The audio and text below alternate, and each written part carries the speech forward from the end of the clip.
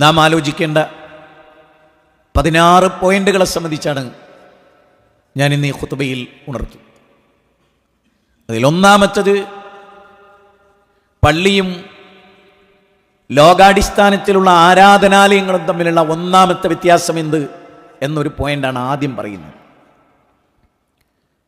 ആരാധനാലയങ്ങൾ, അള്ളാഹുവിൻ്റെ മസ്ജിദ് ഒഴികെയുള്ള ആരാധനാലയങ്ങൾ, എല്ലാ മസ്ജിദുകളുമല്ല, അള്ള പറഞ്ഞ ക്വാളിറ്റി കീപ്പ് ചെയ്യുന്ന അള്ളാഹുവിൻ്റെ മസ്ജിദുകൾ, സുജൂദിൻ്റെ കേന്ദ്രം.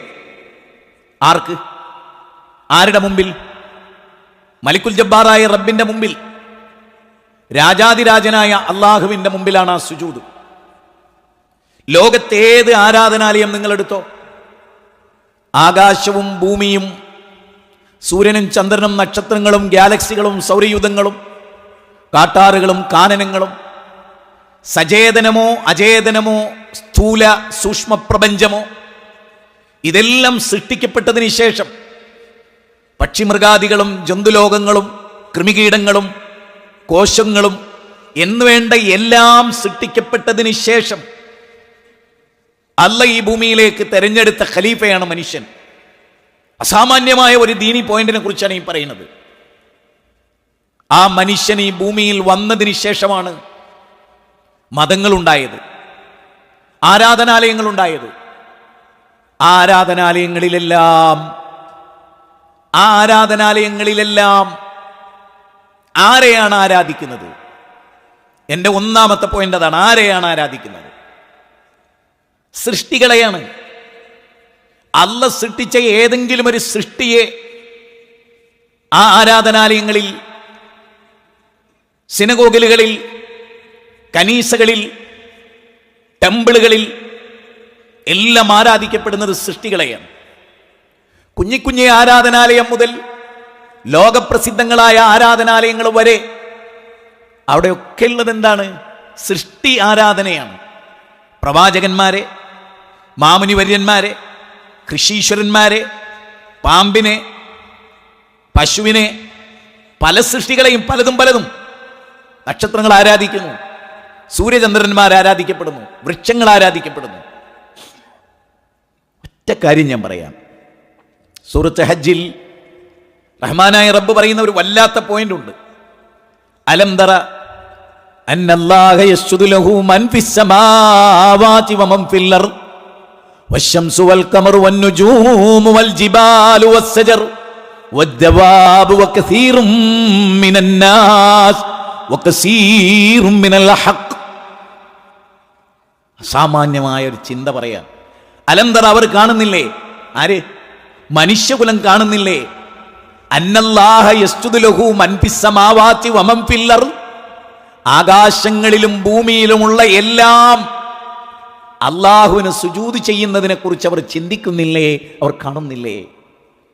വശംസു, 13.5 ലക്ഷം ഭൂമി ഒതുക്കി വെക്കാൻ വ്യാപ്തിയുള്ള സൂര്യൻ അതിൽ നിന്നൊഴിവല്ല. വൽ ഖമറു, ചന്ദ്രൻ അതിൽ നിന്നൊഴിവല്ല. വൻ നുജൂമു, നക്ഷത്രങ്ങൾ അതിൽ നിന്നൊഴിവല്ല. വൽ ജിബാലു, പർവ്വതങ്ങൾ അതിൽ നിന്നൊഴിവല്ല. വദ്ദവാബ്, മൃഗങ്ങളൊന്നും അതിൽ നിന്നൊഴിവല്ല. വൃക്ഷങ്ങൾ അതിൽ നിന്നൊഴിവല്ല. എന്നിട്ട് അല്ലാഹ് നടത്തിയൊരു പ്രയോഗമുണ്ട്, വകസീറും മിനൽ ഹഖ്. മനുഷ്യരിൽ ധാരാളം ആളുകൾ മറ്റെല്ലാ സൃഷ്ടികളെപ്പറ്റിയും പ്രാപഞ്ചിക പ്രതിഭാസത്തെ പറ്റിയും പറഞ്ഞപ്പോൾ അല്ലാഹ് എന്താ പറഞ്ഞേ? ഒരു പാമ്പും, അടിവരട്ടുള്ളി, ഒരു പാമ്പും അല്ലാഹനല്ലാതെ ഇബാദത്ത് ചെയ്യുന്നില്ല. പാമ്പിനെ മനുഷ്യൻ ഇബാദത്ത് ചെയ്യുന്നു. ഒരു പശുവും അല്ലാഹുവിനെ അല്ലാതെ മഹാബുദ്ധിജീവിയായ മനുഷ്യനെ ഒരു സൃഷ്ടിയും ആരാധിക്കുന്നില്ല. ലോകത്തെ ഏറ്റവും വലിയ ബുദ്ധിജീവി മനുഷ്യനാണ്. കഴിവുടവൻ മനുഷ്യനാണ്. ഗോളങ്ങളിൽ സഞ്ചരിക്കുന്നവൻ മനുഷ്യനാണ്. ആഴിയുടെ അഗാധതലത്തിൽ നീന്തി തുടിക്കുന്നത് മനുഷ്യനാണ്. പക്ഷേ ആ ബുദ്ധിജീവിയായ മനുഷ്യനെ ഇന്നോളം ഒരു പാമ്പും ആരാധിച്ചിട്ടില്ല, ഒരു കൃമികീടവും ആരാധിച്ചിട്ടില്ല. കാരണം ആ കൃമികീടത്തിന് ബുദ്ധിശൂന്യതയുള്ള സൃഷ്ടിക്ക് പോലും എന്ത് തോന്നിയിട്ടില്ല? മഹാബുദ്ധിജീവിയായതുകൊണ്ട് അവൻ ആരാധനക്കർഹനാണ് എന്ന് തോന്നുന്നില്ല. എൻ്റെ ജനങ്ങളെ, നിങ്ങൾക്ക് ഈ പറഞ്ഞ പരാമർശത്തിന്റെ ആഴവും പരപ്പും മനസ്സിലായോ എന്ന് എനിക്കറിയില്ല. പക്ഷെ എൻ്റെ മനസ്സത് എങ്ങനെയാണ് ഉൾക്കൊള്ളുന്നത് എനിക്ക് വർണ്ണിക്കാൻ കഴിയില്ല.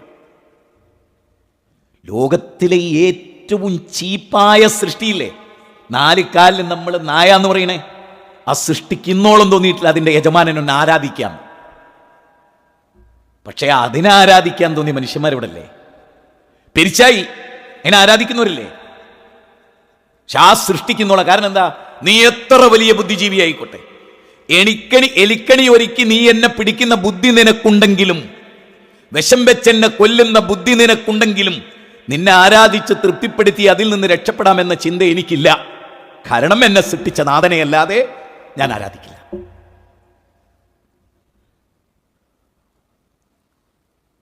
ഇരുപത്തിരണ്ടാം അധ്യായം 18-ാമത്തെ വചനമാണ്. അള്ളാനെ മാത്രം ആരാധിക്കാനുണ്ടാക്കിയ ഭവനാത്. വേറെ ഏത് ആരാധനാലയം ലോകത്ത് നിങ്ങൾ എടുത്തോ, അത് പ്രപഞ്ചനാഥനെ ആരാധിക്കാനല്ല. നമ്മുടെ ഒരു പ്രത്യേകത നിങ്ങൾ മനസ്സിലാക്കി. നിങ്ങൾ എന്തിനാണ് ഇവിടെ വന്നത്? എൻ്റെ നിങ്ങൾ നോട്ടീസില്ല, വാട്സപ്പ് മെസ്സേജുകളില്ല. ഏതെങ്കിലും ഒരു മഹല്ലിൽ, അതത് മഹല്ലിൻ്റെ അനുയായികളെ നാളെ വെള്ളിയാഴ്ച ആയിട്ടോ വരൂലേ എന്നൊരു മെസ്സേജ് നിങ്ങൾ ഇന്നോളം കണ്ടിട്ടുണ്ടോ? ഖത്തീബിനോട് ചോദിക്കും, കാരണം അയാൾ വന്നാലേ ഇത് നടക്കുന്നുള്ളൂ. അതല്ല എൻ്റെ ഉദ്ദേശം. കല്യാണക്കത്ത് തന്നിട്ട് നിങ്ങളെ ക്ഷണിച്ചാലാണ് നിങ്ങൾ കല്യാണത്തിന് പോവുക. ഖുത്ബക്കോ? ലോകത്ത് നോക്കൂ, കേരളത്തിൽ മാത്രം നിങ്ങൾ എടുത്തോ, 1 കോടിയിലധികം വരുന്ന മുസ്ലിമീങ്ങൾ, അതിൻ്റെ 50% പുരുഷന്മാർ പള്ളി പോണ്ടല്ലോ എല്ലാ പ്രസ്ഥാനത്തിലും. 3.5 കോടി മനുഷ്യരിൽ 50 ലക്ഷം ആളുകൾ പള്ളിയിൽ വന്നിട്ട് കേരളം എന്താ നന്നാകാത്തത്? ഇവിടുത്തെ ഹിന്ദുവും ക്രിസ്ത്യാനിയും ജൈനനും ബൗദ്ധനും ഒന്നും നന്നാകണ്ടായിരുന്നു. ഈ 50 നമ്മുടെ 1 കോടിയിലെ നേരെ 50 ഇല്ലേ, ആ മുസ്ലിങ്ങൾക്ക് പള്ളിയിൽ നിന്ന് കിട്ടിയിരുന്നെങ്കിൽ കേരളം മൊത്തം നന്നായി പോയേനെ. അത് കിട്ടുന്നില്ല എന്നതാണ് ഇന്നത്തെ 2ാമത്തെ പോയിന്റ്. നിങ്ങൾ ആരെങ്കിലും ആലോചിച്ചിട്ടുണ്ടോ എന്തിനാണ് മിമ്പർ, എന്തിനാണ് ജുമഅ? എല്ലാ ആളുകളും ഓതുന്ന ആയത്താണ് യാ അയ്യുഹല്ലദീന ആമനൂ ഇദാ നൂദിയ ലിസ്സലാത്തി മിൻ യൗമിൽ ജുമഅ ഫസ്ഔ ഇലാ ദിക്രില്ലാഹ്. ജുമഅക്ക് വിളിക്കപ്പെട്ടാൽ ആ ദിക്റിലേക്ക് വരണം. ഏതാണ് ആ ദിക്ർ? ഏതാണ് അല്ലാഹു സൂറത്ത് ജുമയിൽ പറയുന്ന ആ ദിക്ർ? ഈ സംസാരിക്കുന്ന സംസാരത്തെക്കുറിച്ചാണ് അല്ലാഹ് പറയുന്നത്. ആ ദിക്ർ അതാണ്. ഉത്ബോധനം എന്നാണ് അതിൻ്റെ അർത്ഥം. ഉത്ബുദ്ധത വരുത്തുക. അതായത് ഇന്ന് ആദ്യമായിട്ടാണ് നമ്മളിവിടെ ഖുത്ബ നടത്തുന്നത്. അൽഹംദുലില്ലാഹ്, അതിന് അല്ലാഹു നമ്മളെ തെരഞ്ഞെടുത്തു. ഈ പള്ളിയിലെ ആദ്യത്തെ ഖുത്ബ കേൾക്കുന്നവരായി അല്ലാഹു നമ്മളെ തെരഞ്ഞെടുത്തു. എന്നെയും നിങ്ങളെയും തെരഞ്ഞെടുത്തു. അല്ലാഹ് പറയാണ് ഇതിലേക്ക് വരൂ. എന്നിട്ട് അല്ലാഹ് എന്താ പറഞ്ഞത്? ഫന്തശിറൂ ഫിൽ അർദ്. ജുമ കഴിഞ്ഞാൽ പോയിക്കോ. ആ ഉത്ബോധനം കേട്ടിട്ട് ഹൃദയത്തിലേക്ക് കൊടുത്തിട്ട് അതിനനുസരിച്ച് ജീവിക്കൂന്ന് പ്രതിജ്ഞ എടുത്തിട്ട് ഭൂമി പോയിട്ട് കച്ചവടം നടത്തിക്കോ, ബിസിനസ് നടത്തിക്കോ, ജോലി നടത്തിക്കോ, ഉപജീവനം തേടിക്കോ, തസ്ബീഹ് മാലയിട്ട് വള്ളിയിൽ ഇരിക്കണ്ട. അല്ലാഹ് പറയാണ് ഫന്തശിറൂ ഫിൽ അർദ് വബ്തഗൂ മിൻ ഫളില്ലാഹ്. ജുമ കഴിഞ്ഞാൽ പിന്നെ പള്ളിയിൽ ചറിഞ്ഞുകൂടി ഇരിക്കണ്ട, പോയിക്കോ. മാർക്കറ്റിലേക്കോ എവിടെയാണെന്ന് പോയി ജോലി ചെയ്തോ, അധ്വാനിച്ചോ, കഷ്ടപ്പെട്ടോ, എന്നിട്ട് ഉപജീവനം തേടിക്കോ. പക്ഷേ അശദ്ദു ദിക്ർ ഉണ്ടാവണം. ആ ജോലി ചെയ്യുന്നിടത്തും പണിയെടുക്കുന്നിടത്തും സ്കൂൾ ടീച്ചറായാലും എഞ്ചിനീയർ ആയാലും ഡോക്ടറായാലും നീ റബ്ബിനെ ഓർത്തുകൊണ്ടല്ലാതെ അവിടെ ഇരിക്കാൻ പാടില്ല. ഈ ആയത്തിന്റെ ആശയമാണ് ഇപ്പൊ ഞാൻ പറഞ്ഞത്. ഇനി ഞാൻ പറയുന്ന പോയിന്റ് നിങ്ങൾ ശ്രദ്ധിച്ചോ. നബി സല്ലല്ലാഹു ഈ ദിക്ർ പറഞ്ഞല്ലോ, വസ്ഔ ഇലാ ദിക്രില്ലാഹ്. പ്രവാചക തിരുമേനിയുടെ ഖുത്ബ എന്താണ്? നമ്മുടെ മാതൃക ആരാണ്? ശരിക്കും ആരാണ്? ലോകഗുരു മുഹമ്മദ് നബി സല്ലല്ലാഹു അലൈഹി വസല്ലമയാണ് നമ്മുടെ മാതൃക. നബി സല്ലല്ലാഹു അലൈഹി വസല്ലമയുടെ ഖുത്ബയുടെ ലക്ഷ്യം എന്തായിരുന്നു? ലക്ഷ്യം ഞാൻ നിങ്ങളോട് പറയുന്നു. നമ്മുടെ നമസ്കാരത്തിന്റെ ലക്ഷ്യം എന്താണ്? നമസ്കാരത്തിന്റെ ലക്ഷ്യം പറയുന്ന ഒറ്റ ഖുർആനിക വചനം, ഒരുപാട് വചനങ്ങളൊന്നും ഒരൊറ്റ വചനം ഞങ്ങളോട് പറയാം. ഇന്ന സ്വലാത്ത തൻഹാ അനിൽ ഫഹ്ശാഇ വൽ മുൻകർ. തീർച്ചയായും നമസ്കാരം വെറുക്കപ്പെട്ടതും നീചവുമായ സകലമാന കാര്യങ്ങളിൽ നിന്നും നിങ്ങളെ സംരക്ഷിച്ചു പിടിക്കുന്നു. നിങ്ങളെ തിന്മയിലേക്ക് പോകാതിരിക്കാൻ, വൃത്തികേടുകൾ ചെയ്യാതിരിക്കാൻ അതിന് തടസ്സമായി നിൽക്കുന്നത് നിങ്ങളുടെ നമസ്കാരമാണ്. ഷുഐബ് നബി അലൈഹി ഇസ്ലാമിനോട് ചോദിക്കുന്ന ഒരു ചോദ്യമുണ്ട് സൂറത്ത് ഹൂദിൽ. അതല്ല ഷുഹൈബേ, നിന്റെ നമസ്കാരമാണോ അളവിലും തൂക്കത്തിലും കൃത്രിമം കാണിക്കരുത് എന്ന പ്രസംഗം നടത്താൻ നിന്നെ പ്രേരിപ്പിക്കുന്നത്? അതല്ല ശുഐബേ നിന്റെ നമസ്കാരമാണോ ഞങ്ങളോട് ഏകനായ റബ്ബിനെ പറ്റി പറയാൻ നിന്നെ പ്രേരിപ്പിക്കുന്നത്? ഖുർആനിലുള്ളതാ. അപ്പൊ നിസ്കാരത്തിന്റെ ലക്ഷ്യം എന്താ?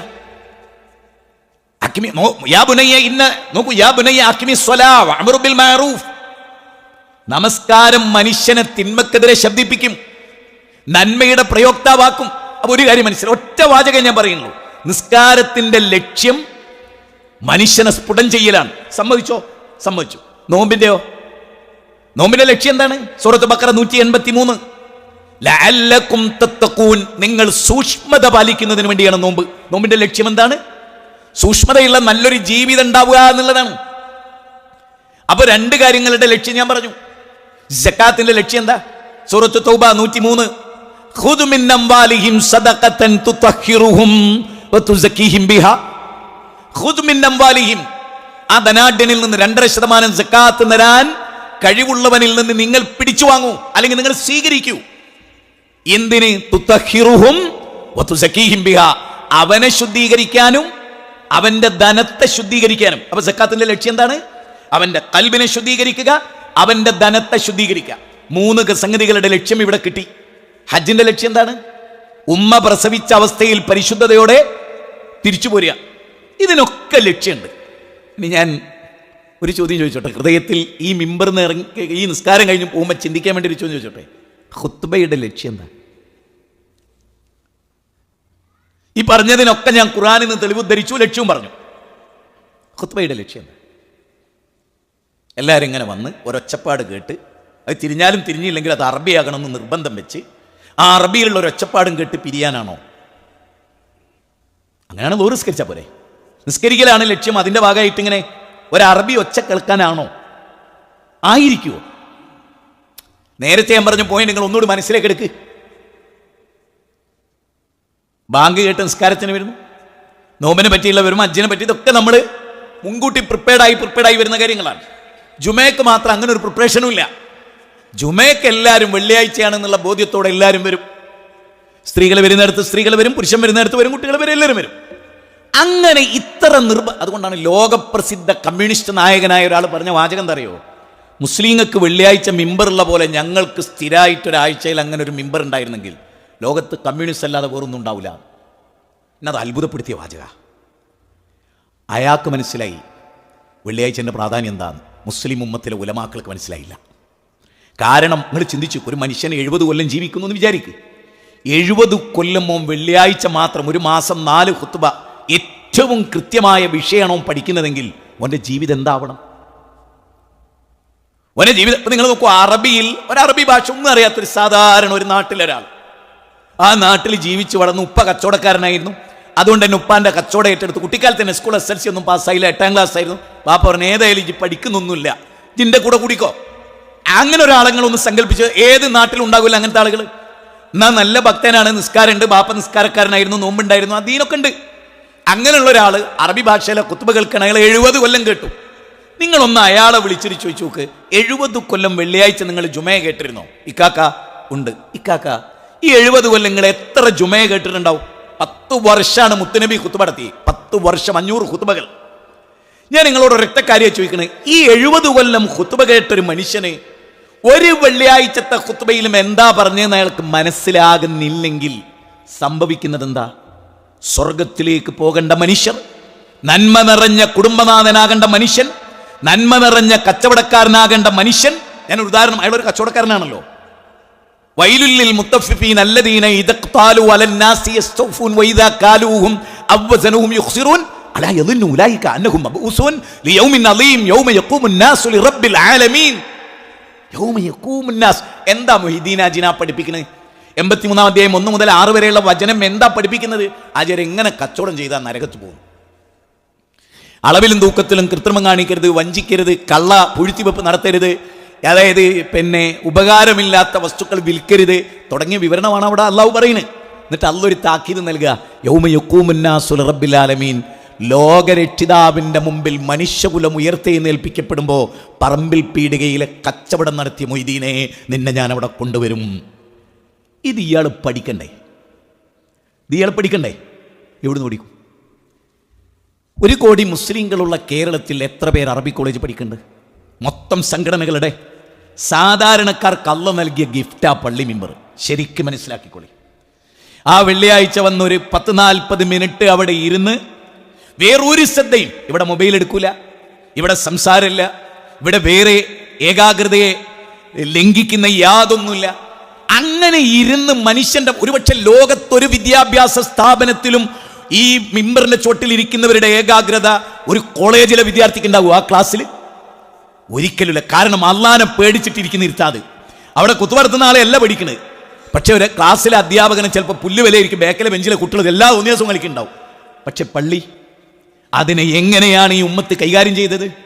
ഒരു നൂറ്റാണ്ടായി കേരളം ഇന്ന് കാണുന്ന, ഞാൻ ഒറ്റ വാചകത്തിൽ പറയാം, നിങ്ങൾ കുറ്റകൃത്യങ്ങളുടെ കണക്ക്, അതായത് ലോകാടിസ്ഥാനത്തിലല്ല, കേരളത്തിലെ വേണ്ട, നിങ്ങളുടെ ജില്ലയിൽ നിങ്ങൾ കുറച്ച് ദിവസം നിങ്ങളുടെ ജില്ലയിൽ നിങ്ങൾ മുസ്ലിം സമുദായത്തിൻ്റെ ചെറുപ്പക്കാരുടെ, ഞാൻ അങ്ങനെ പറയാം, ഒരുപാട് ആളുകളുണ്ടാവും, ഈ ചെറുപ്പക്കാരുടെ കുറ്റകൃത്യങ്ങളുടെ ഒരു ലിസ്റ്റ് നിങ്ങൾ തയ്യാറാക്കുക. ഞാൻ പറയുന്ന പോയിന്റ് നിങ്ങൾ ശരിക്കും പഠിച്ചോ.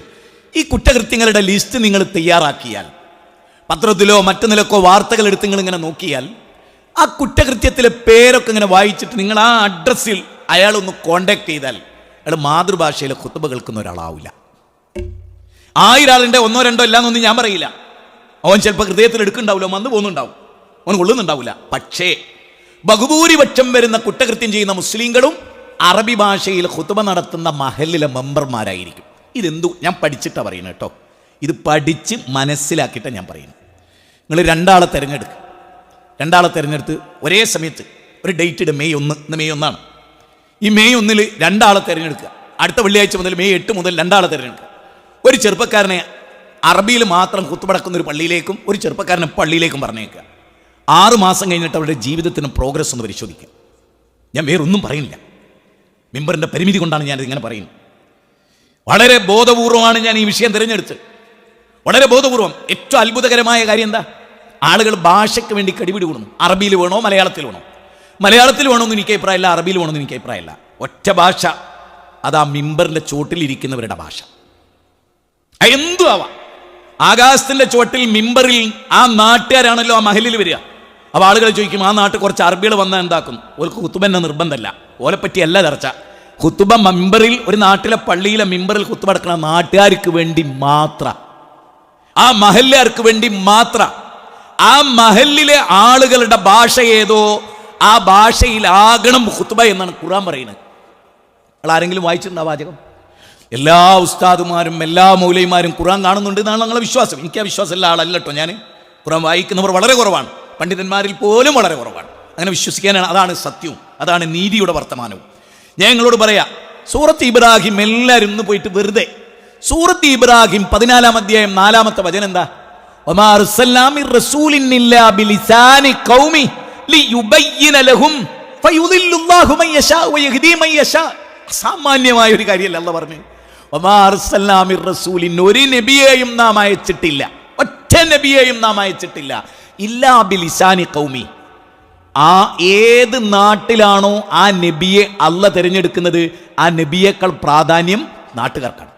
മനസ്സിലായില്ല, മനസ്സിലാക്കി തരാം. ആ നബി അദ്ദേഹം ഇംഗ്ലീഷിലാണ്, അദ്ദേഹം നിയോഗിക്കപ്പെടുന്നത് തമിഴ്നാട്ടിലാണ്.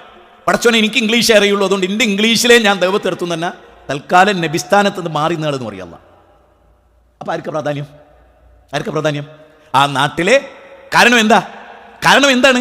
ലിയുബയ്യിനലഹും, അവർക്ക് കാര്യങ്ങൾ വിശദീകരിച്ചു കൊടുക്കാൻ. ഇതിനെ വിശദീകരിക്കുന്നത് മനസ്സിലാക്കാൻ, ഇതിനെ മനസ്സിലായതനുസരിച്ച് ജീവിക്കാൻ. നീ ഖുർആന്റെ തഫ്സീറിൽ എന്താ അറിയോ? ഒരാൾക്ക് ഭാഷ അറിയില്ല, ആ മിമ്പറിൽ കൈകാര്യം ചെയ്യുന്ന ഭാഷ അറിയില്ല, ആ ദായിയുടെ ഭാഷ അറിയില്ല, ഒരുപാട് ഗൗരവപ്പെട്ട വിഷയം അയാൾ പറയുന്നുണ്ട്, അയാൾ അറിയാതെ കരഞ്ഞു പോകുന്നുണ്ട്, കാരണം ആ ഭാഷക്കാരനായത്. പക്ഷെ ജനങ്ങളിൽ ഒരാളും കരയില്ല, കാരണം അവർക്കറിയില്ല, അവരെ കരയിപ്പിക്കാൻ കഴിയില്ല. അയാൾ കരയുന്നു, കാരണം അയാൾക്കറിയാം. ഇവിടെ ജനങ്ങളെ നന്നാക്കുക എന്ന, നിങ്ങൾ നോക്കൂ, നബി സല്ലല്ലാഹു അലൈഹി വസല്ലമയുടെ ഖുത്ബയെ പറ്റി പറയുന്നത് എന്താ? ഖുത്ബത്താനി യജ്ലിസു ബൈനഹുമാ യഖ്റഉൽ ഖുർആന വയുദക്കിറുൻ നാസ്. യഖ്റഉൽ ഖുർആന വയുദക്കിറുൻ നാസ്. ഖുർആൻ ഓതിയിട്ട് നബി സല്ലല്ലാഹു അലൈഹി വസല്ലം മിമ്പറിൽ കയറും, ഹംദു സലാത്തും കഴിഞ്ഞ് ഖുർആൻ ആയത്തോതും.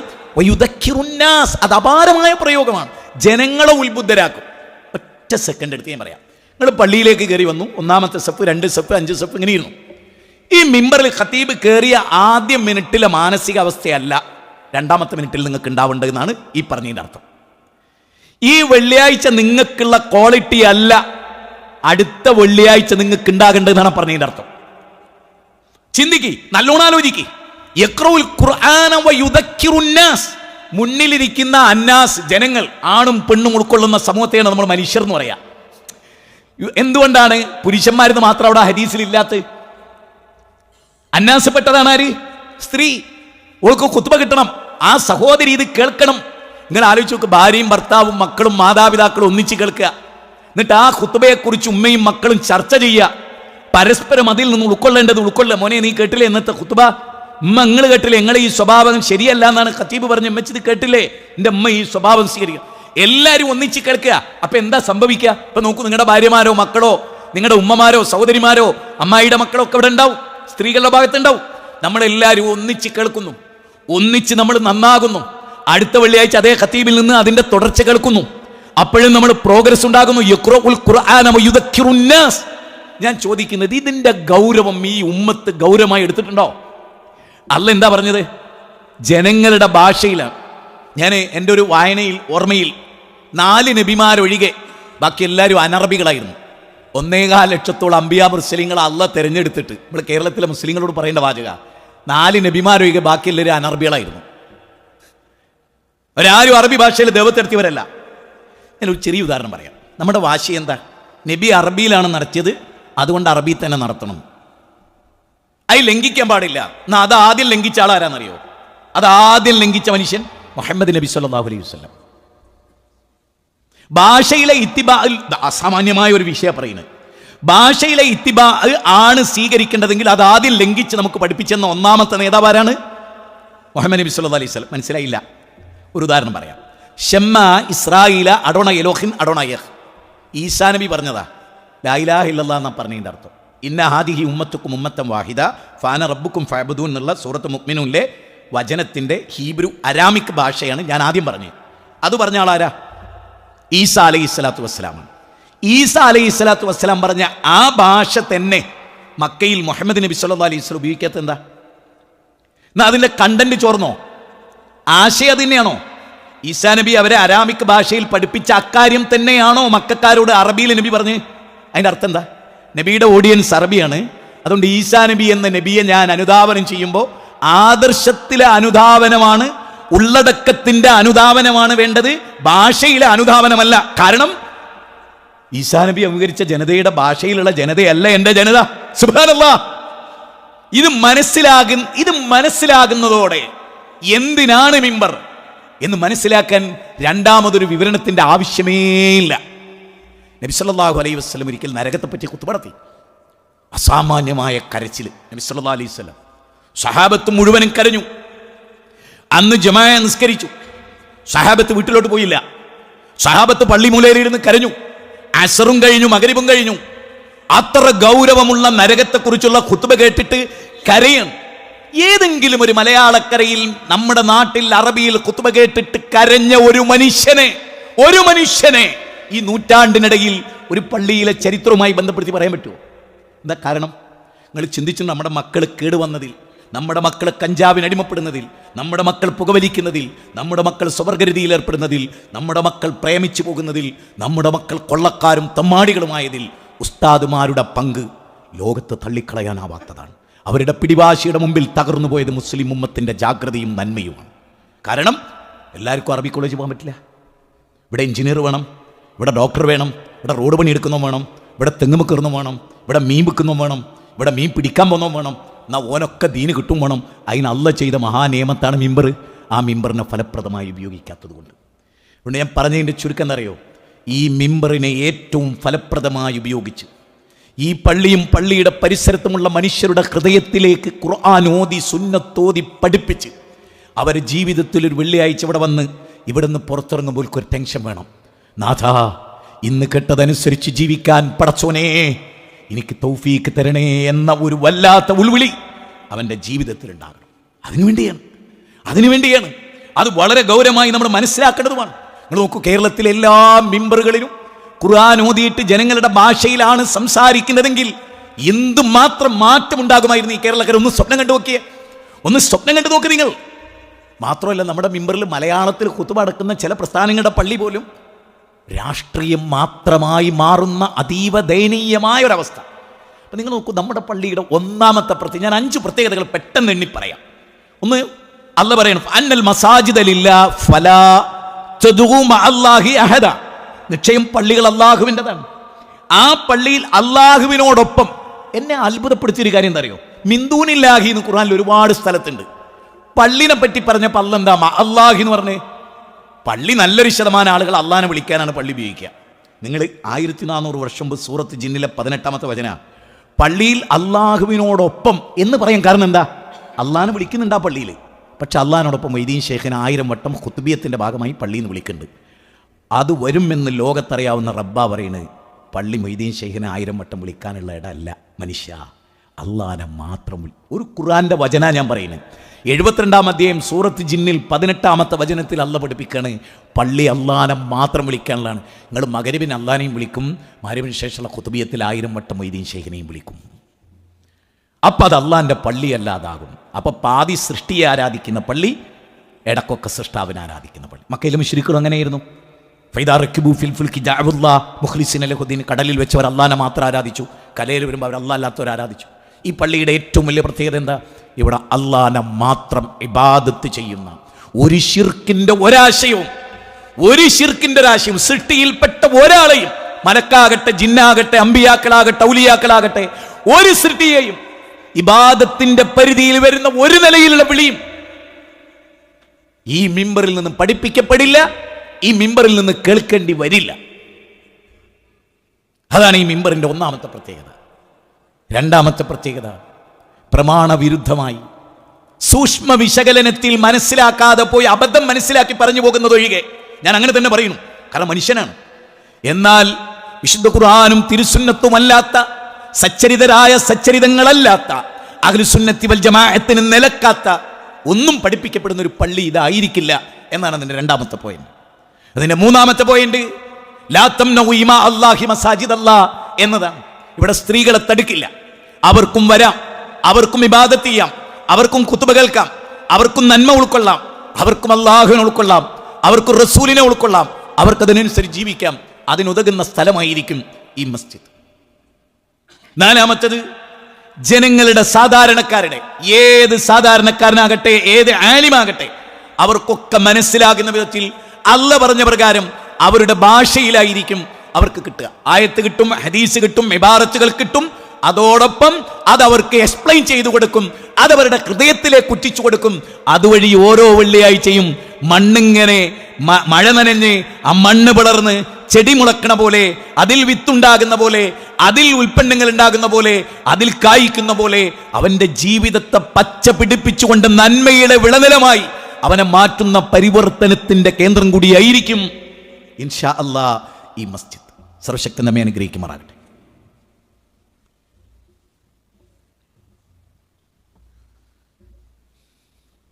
അൽഹംദുലില്ലാഹി റബ്ബിൽ ആലമീൻ വസ്സലാത്തു വസ്സലാം അലാ റസൂലിഹിൽ അമീൻ വഅലാ ആലിഹി വസ്സഹ്ബിഹി അജ്മഈൻ അമ്മാ ബഅദ്.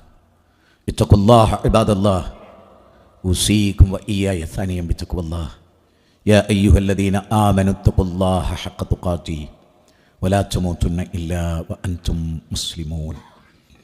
ഒരിക്കൽ കൂടി അല്ലാഹുവിനെ സൂക്ഷിച്ചുകൊണ്ട് ജീവിക്കണമെന്ന് ഓർമ്മപ്പെടുത്തുകയാണ്.